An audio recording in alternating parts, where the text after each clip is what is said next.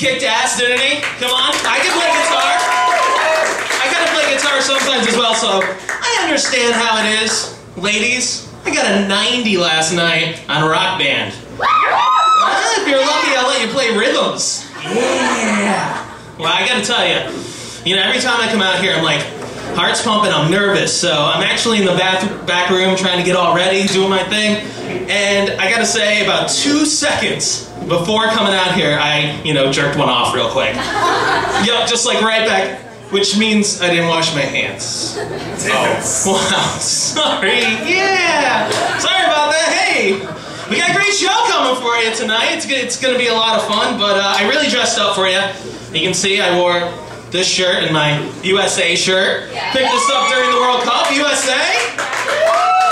But I have found that there is one problem. Now that I have this USA shirt, I really can't wear it that much because I get kind of confused for a couple people. I can either run with the Mexicans across back to Mexico with this shirt on, we'll all fit in, or I have to go to Walmart and walk around, Hey, nice shirt, buddy. USA. Nice eagle on top or something like that. Yeah, but anyway, there's a couple of things, I guess, that go into it. It just kind of goes out and about like that. Yeah. Anyway. Yes, you're very wonderful, Geisha. Thank you very much. Did you need some help there? Yeah, just a little bit. This is about as funny as finding a used condom in your breakfast cereal. Yeah. And it's not even yours. Okay, alright, thanks. I was actually just kind of hoping it would help me, so how about be quiet, because I just paid you to do the intro. You're having trouble breathing over there. You're a little fat, aren't you? I can tell. Yeah, a little bit of a porker. How about you shut up now, because I just paid you for the intro, okay? My apologies. Yep, that's enough. Thanks a lot. So anyway, guys, I was actually in a coffee house the other day, and I'm sitting there and reading the newspaper and looking online and stuff like that, and for some reason the music was just blaring. I didn't understand it. It sounded like it did tonight, where you can barely hear the guy in front of you talking to you, so I'm like, okay, the music's playing pretty loud. I've got some gas. I gotta let it go. And so I was like, all right, you know what? I think I can do this. So I kind of go, just look around real quick. Nobody notices, so I'm like, all right, great. Nobody's noticing this. I can get away with it. So then I kind of started farting to the beat of a song. Have you guys ever done that? Have you ever actually just started kind of like, as you're, sitting there? So I was like, come on, feel the noise. And then all of a sudden I looked up and everybody's staring at me. And I was like, that's when I realized I had my iPod on and the headphones. Yeah, a lot of people do not like that. Hey, Gingspo, you remind me of Drew Carey. You both look like fat lesbians. Okay. Whose line is it now, bitch? Alright, Connery, you know what, man? I told you, just the intro. Shut up. Turn your microphone off. Goodbye. Can we fix that back there or something? Goodbye. Anyway. Yes, thank you. Goodbye. Goodbye. Alright, but I don't know if some of you remember me. I actually worked for 1049 The Edge. Can we hear? Yeah, okay. That's why I don't work there anymore, because 7 of you clapped. Thank you. That's why our station does not exist.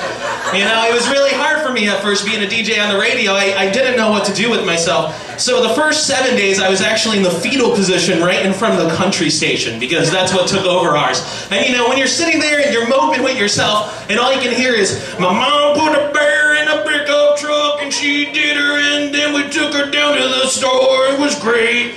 Oh yeah, but there was a rock and it killed us. That's country music. It's absolutely horrible, but it's okay because I kind of have a new thing going for me. I actually announce baseball games. How cool is that? And you guys can actually hear me. It's really cool. All you gotta do is actually stop by my house when SNY is on and I have my little microphone plugged in. I'm like, here we go. The red team's playing. I call them the Edge team and they're beating everybody. Yeah. Go baseball. Yeah, but it's been hard for me as well, as you can see. My diet hasn't been going too good. It's kind of still failing.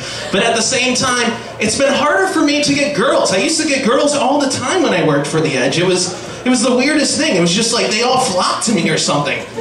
I didn't understand it. I think it was just because I worked on the radio and now people are actually trying to have meaningful relationships. I don't know what those are. Do you need some help picking up ladies? You know what, Connery? Get it out of your system. Yes. Tell me how I can pick up ladies. All right, you go to a dance club. And when a sexy Sally walks up to you and says, "Do you want a bump and grind, homie?" You say, "I only dance two ways, slow or on my back." And quite frankly, I don't dance slow. Do you want to dance? Yeah. Thank you. I think that could help quite a bit. Listen, if that doesn't work for you, say she says no. Yeah. That's what Spanish fly is used for, my friend. Yeah. And she will say no. Yes, and in fact, it's made from a drop of my semen. I'm that intoxicating. Well, yes. That's great. That's what I want to slip in some girl's drink. Thank you. Yes. Yeah. So anyway, did you have something else to add? Well, I guess you don't dance. You sing it all there, Gazeball. No, do not, because I know this is going. You are not going to sing right now. Do not sing. Then Just I don't. Won't. Or will I? No, don't. I'm here to help you. This is what you should do, my friend. All right. Make up a song, something like this. It goes, "Lady, beautiful lady, let's make a baby. Oh, pretty lady." Then you repeat it again. Go, "Lady," sing with me. "Beautiful lady. Beautiful lady. Let's make it a baby. Baby. Oh, pretty lady." Lady. Now, Gazebo, she is wooed. Yes. Okay. So then you follow up by saying, by make a baby, I mean let's have unprotected sex and never see each other again. In fact, after you bang her, kick her in the ovaries. You see, we didn't have the morning after pill in my day, so a good boot to the fallopian tubes should do the trick. Yeah. In fact, back in my day, ladies used to call me the egg scrambler. And the mark I left from my boots was a little scar. Yeah. It was the original C-section. C stood for Connery. Yes, bitches. Of course. No, it wouldn't be anything logical or medical. It would be Connery, of course. Yes, of course. You're learning very well. Yeah. Well, I pretty much guess that you're here because they're pretty much laughing at things that you say. So I guess I might as well continue talking to you instead of just standing up here and bombing myself. So, Connery, I guess I got a question for you. Sure. What have you been doing with your life lately? We've got a lot of fans out here, a lot of people that are fans of Connery, and they want to know, what is Connery doing? Well, let's see now.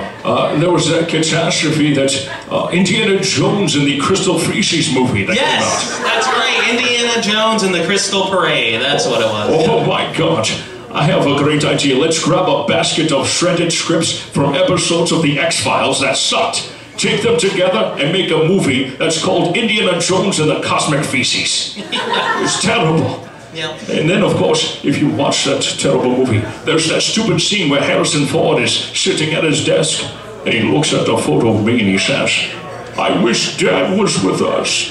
Yeah. You know, right then and there, I wanted to strangle Ford like a cheap hooker on a Friday night, crush Spielberg's nuts with a nice shillelagh stick, and treat George Lucas like Vlad the Impaler did to his enemies. A pike up the ass. That But is. I hold no ill will, my friend. No, it doesn't sound like it at all. But what about that Shia LaBeouf guy? You forgot him too. Shia LaBeouf, whatever his name is. Oh, isn't that the girl from Transformers? She's hot. No. There's nothing shy about her. Yeah. No, Yes. it wasn't the girl. But anyway, that is a little bit of what you've been doing. Have you gotten into, I don't know, any movies, any trouble, anything like that? Well, let's see now. Just about 2 months ago, I discovered I was one of the last people on Earth. What? Yes, I went to the local Knights of Columbus to steal one of their little cars. Yeah, okay. It was called a Gary Coleman model. Yes, I drove Gary down to meet Woody Harrelson. Woody was on his way to play basketball. We do some hustling on the courts. No, that is not what you're doing. That is a cross between Zombieland and White Man Can't Jump. That has nothing to do with what you're doing. Well, anyway, Woody called himself Billy Hoyle and I was Sidney Dean. Rosie Perez was there too as we took on a team of zombies led by Larry King. Yeah, and what else happened? I don't believe it. I don't think that's true. Okay, fine. Yeah, But I did bang Rosie Lopez repeatedly until her career died. Rosie Perez, not Yes. Lopez. Come on, get it straight. Whatever, she's dirty. tasty as well. All right, okay, let's hear the truth. What else have you done? Let's see, back in 2007, I was trying to make it as a working girl. You know, on the streets trying to make some cash. I don't know, but with your hair, I can understand. Well, there was Richard Gere, Richard Gere, I got you. and scooped me off the streets and wined and dined me. Yes. I'm pretty sure that's actually Pretty Woman, and not something that happened to you. No, this is a true story. I like dressing up as a hooker. Why? Why do you like that? That way I can choke myself. It's the best of both worlds. Well, yeah, of course, you would go that way. Now, how about seriously? I mean, people are really...